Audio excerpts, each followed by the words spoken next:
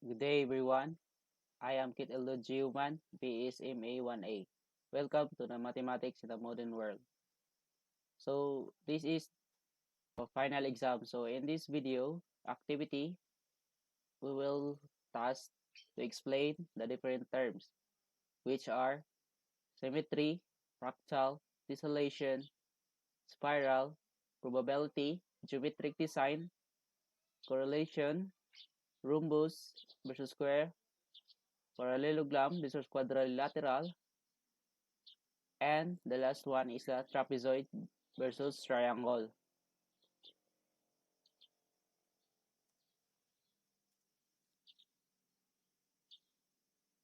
So the first one is symmetry. So what is symmetry? Symmetry is the proportion or balance. So in the Merriam-Webster dictionary, symmetry defines the quality of being made up of exactly similar parts of facing each other or around an axis. So mura ni siya kanang reflection or mirroring. So what will be the right side will be the same at the left side.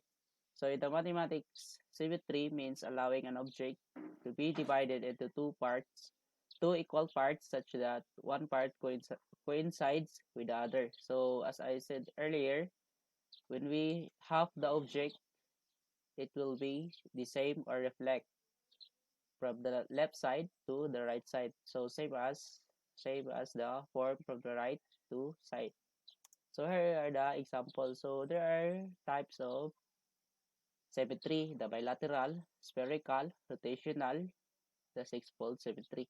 So in a bilateral, there are the example of butterfly. So when we divide half the butterfly, it has the same or the reflection. So in the left side and the right side. So same as form, design, or so in the also in the rotational, the circular, spiral symmetry, spherical symmetry.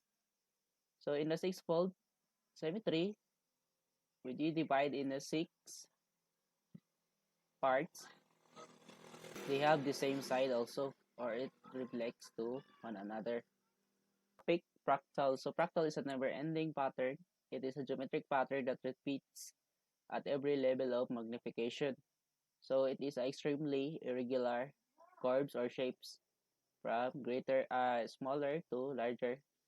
So same as the pattern. So sa kinagamian nga kuan, shapes or form or curves same as in the larger. So bisag magkagamay or magkadako pareha-reha ang patterns. So yung kuan is extremely irregular. So not as the same as the basic geometric pattern. So this is the example of fractal. As you can see, they have different shapes from smaller to greater. So the next topic is the tessellation. So what is tessellation? So tessellation is a pattern made up of one or more geometric shapes. The shapes must fit together without any gaps or overlaps. So one of the best example for this is the honeycomb structure. So as you notice in the honeycomb structure, they have six-sided shapes or the hexagon. So they fit together or combine together and there is no gaps or overlaps. So magpilit ra siya tanan walay siya mga gaps or overlaps. So ano best ani is the hexagon. Hexagon is the spiral. So what is spiral? So spiral is the winding in the continuous and gradually widening. So from smallest point to bigger point. So magdako widening or tightening. Pwede po siya from bigger to smaller. So it depends or vice versa. Ayang curve. So either around a central point on a flat plane or about an axis. So as to form a cone. So is a curve which emanates from a point moving farther away as it revolves around the point. So spiral is a curve or a circle. Not a circle, it's a curve. So from a smallest point or hantod siya magkadako magka-wide. So moving far away as it revolves around the point. So, once siya mo revolves, magkadako siya, magkalapad or winding. So, here are the example. So, the nature, which is the snail. So, the shell of the snail is spiral. It's because, as you can see, it, as it revolves, nagkadako siya. So, nagka-wide. Also, this fern. So, kanang bulak sa fern magka dako siya or magkagamay. So ang fern kay magka from widening to tightening siya, meaning curve niya, in revolves. So next is the probability. So what is probability? So when we say probability, it means possibility. So it is a branch of mathematics that deals with the occurrence of a random event. So the value is expressed from 0 to 1. So di gini siya mo greater than 1 or more than 1. It's because this is the probability. So the answer would be a fraction or decimal. Uh, Probability also like mag guess or magtaglatag na og what unsay possible nga mo gawas. So there is the formula for the probability. So probability is equal to favorable outcomes and the possible outcomes. So the possible outcomes, it would be total numbers. So example number 1. So there are 6 pillows in a bed. 3 are red, 2 are yellow, and 1 is blue. So what is the probability of picking a yellow pillow? So the total numbers of pillow is the possible outcomes is the 6. So 6 man diri ang nakabutang sa problem, and the question is what is the probability of picking a yellow pillow? So yellow here is 2 are yellow. So the probability is equal to the number of yellow pillows, which is 6. Yellow is 2 in the bed, divided by the total number of pillows, which is 6. So 2 over 6 is equal to 1/3. So we can reduce the fraction 2 over 6 by divided by 2. So the answer would be 1 over 3. So this is the answer for example number 1. So for the example number 2, find the probability of getting number card when a card is drawn from the pack of 52 cards. So from a deck of cards, we have a 52 cards. So deck of cards, we have 52 cards. So the question is the getting the number card. So number card is 2, 3, 4, 5, 6, 7, 8, 9, 10. So 10 na sa katop. So it means there are 9 numbered cards. So in 52 cards, there are set of 4. The speed, the heart, the diamond. So 9 multiplied by 4 is equal to 36. So 36 over 52. Then 36 over 52, we can reduce the 36 over 52. So it is equal to 9 over 13. So the numbered card, when a card is drawn for the 52 cards, the answer would be 9 over 13. So for the next topic, the geometric design. So what is geometrical design? So when we say geometrical design, is a branch of computational geometry, and it deals with the construction and representation of free-form curves, surfaces, or volumes, and is closely related to geometric modeling pattern. So in geometry design, so as from the word geometry or geometric shapes, which is the square, the curves, any form of geometric shapes. So when it combine and form a design. So here are the examples: the lines, the curve, the straight lines. So when it combines, it form a geometric design, and also this one. So for the next topic is the correlation. So what is the correlation? So correlation, from the word correlation, is made up of co, meaning together, and relation. So together. So correlation is the statistical measures that expresses the extent to which two variables are linearly related. So meaning they change together at the same constant rate. So it is a common tool for describing simple relationship without making statement about cause and effect. So muna ang gamiton para describing sa relationship. So for the cause and effect. So mura na siya. Igo ra na siya mag-describe sa two variables.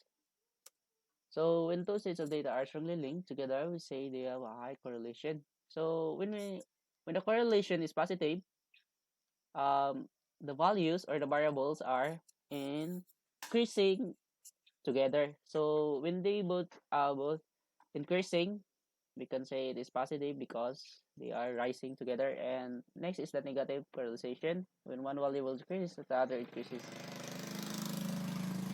So correlation in negative, so the arrow would be downward. So the positive correlation, the result would be increasing, and the arrow goes upward.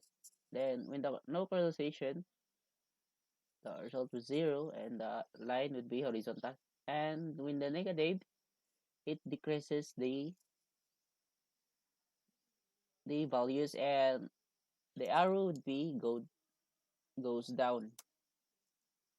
So next is the rhombus versus the square. So we are comparing the rhombus and the square. So first one, rhombus. What is a rhombus? So rhombus is also a four-sided polygon, and also the sides are equal in the length. The opposite angles of a rhombus are equal, and the diagonal bisect each other at 90 degrees. So rhombus, ang rhombus sad kay four-sided polygon. So they have four sided, and the sides are equal in length. So same ra tanan ang length yapon niya. So they have. So next is the square. So a square is a four-sided polygon which has its all sides are equal in length. So same as the rhombus, they have four-sided and same length, same sides of length, and also the angles are equal to 90 degrees. But in the square, all angles are 90 degrees, but in the rhombus, only the diagonal bisect each other are the 90 degrees. So ang atbang ra niya mo 90 degrees. And the length of the diagonal is also equal. So ang length sa diagonal sa square kay equal. Unlike to the rhombus, they are not equal. So square versus rhombus. So the differences of the square and rhombus. So the diagonal lines of the square are the same of measure.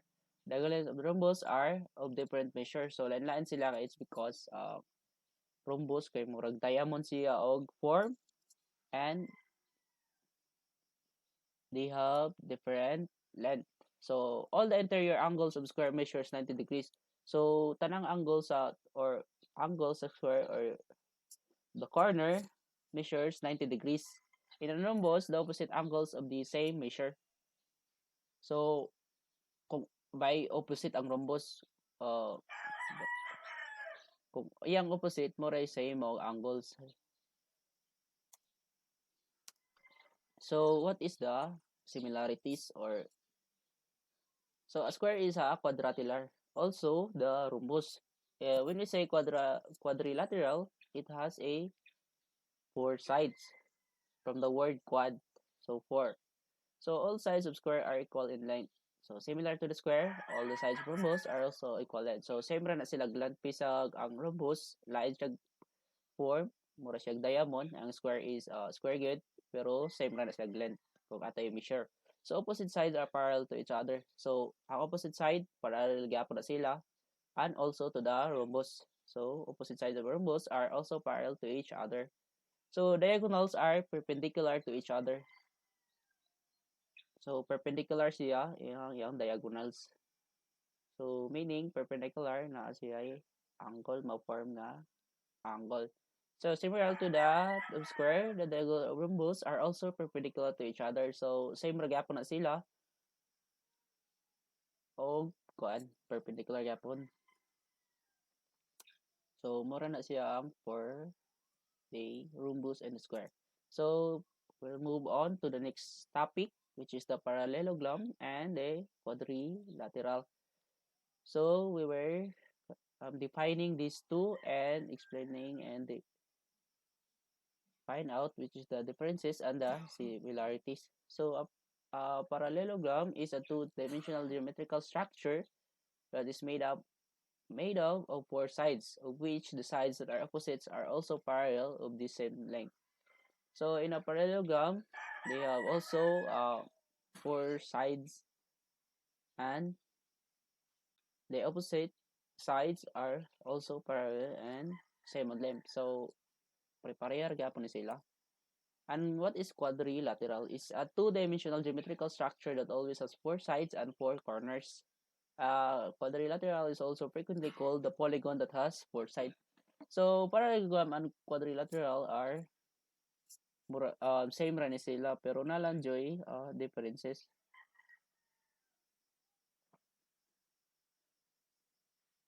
So example of quadrilateral, we have the rhombus, the square, rectangle, trapezoid, isosceles, or parallelogram. So ang parallelogram is belong to quadrilateral.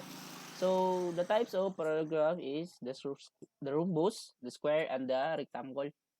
So muna silang mura na belong sa parallelogram it's because four-sided man siya. But in a quadrilateral, ang parallelogram same as nasulod ra ang parallelogram sa quadrilateral. So this is a parallelogram for the quadrilateral. So comparing so ato i-compare ko no og unsay kalahian sa duha.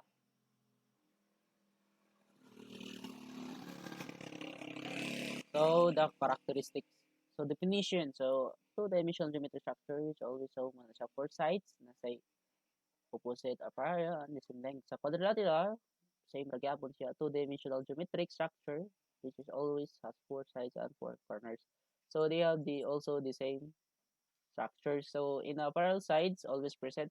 So in a parallelogram always present yung parallel sides kay both example the square. So as we notice in the square, they have parallel sides. In quadrilateral, sometimes present but not always. It's because naman tayo example nga kite. So sa kite nga shapes, dili man siya parallel kay lain man sa shape. So opposite side of equal length. So sa parallelogram, always it is always opposite side of equal length. So sometimes but not always. So in quadrilateral, lahi man ang quadrilateral. So sometimes na siya unsahay wala sad. So opposite angles of equal size. So ang parallelogram always gina siya kay there are only three types of parallelogram: the rhombus, square, and rectangle. So the opposite angle have same sizes. So in a quadrilateral, they have different or na say same and na say wala. Kay ang quadrilateral nabilong magyapon ang square, rectangle, so na wala or na. Sa trapezium, lahi man sila og measurement of the angle. So type square, rectangle, rhombus o muna yung type sa parallelogram. And sa square nabilong gyapon ang parallelogram and rhombus, trapezoid, and the kite. So muna ang So let's move on for the next topic, which is the trapezoid versus triangle. So what is trapezoid? So trapezoid is a four-sided two-dimensional shape with two parallel sides. So same as the parallelogram and the quadrilateral. Nagyapon sa two-dimensional shape with two parallel sides. So the differences is the trapezoid is two parallel sides. So trapezoids have two bases. So those are the sides that are parallel. So the two bases are the same. So na say two sides that are parallel. So what is triangle? So triangle is a two-dimensional shapes with three sides and three angles. So trapezoids, let's say two parallel sides. So the triangle is they only have three sides and three angles. So as we can see in the picture, this is the trapezoid. So uh we can also say that the trapezoid can be a triangle. So the next is the triangle. So as you notice, triangle. So muni ang triangle. So they have three sides and three angles. As unlike in the trapezoid, they have two bases and also two sides of angle. So that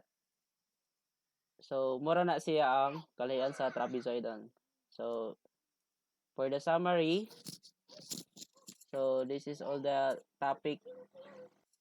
So we are done explaining the different terms. So thank you for watching and I hope you learned something and God bless to all. Thank you.